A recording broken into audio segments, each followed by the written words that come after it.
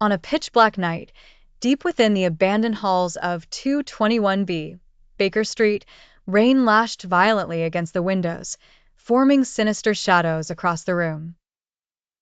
Inside, Inspector Lestrade stood dripping and forlorn. His bowler hat sagged under the weight of the water.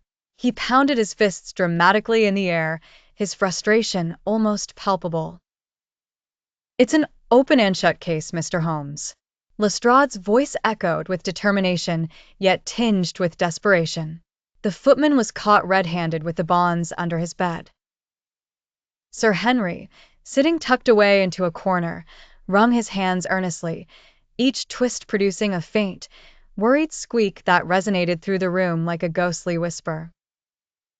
"It's a mistake," Sir Henry insisted, his oversized glasses magnifying his terror-filled eyes. "I swear he's a good man. I was right there in my study, yet I saw nothing unusual." Sherlock Holmes, his figure statuesque and brooding, eyes glowing with intelligent blue light, unfurled his thoughts with dramatic precision. "On the contrary, Sir Henry," Holmes spoke, a mysterious smirk tugging at the corner of his lips. "You witnessed the entire orchestration, your senses deceived by the main actor's vanishing act." With a flourish befitting the showman he was, Holmes produced a photograph, glowing ominously under the dim light. Suspended in eerie focus, a blurred figure in the background seemed to whisper its own secrets. "Lestrade perceives a man in a hallway, a static fact," Holmes pondered aloud. "But tell me, which direction was he moving, if any?" "It's just a blur, Holmes." Watson squinted at the photo, confusion clouding his thoughts like uninviting fog. "A meaningless squiggle." Holmes beamed, a grin as sharp as the truth he aimed to unveil. "Precisely, Watson, a squiggle of data that Mootion shall meticulously decode."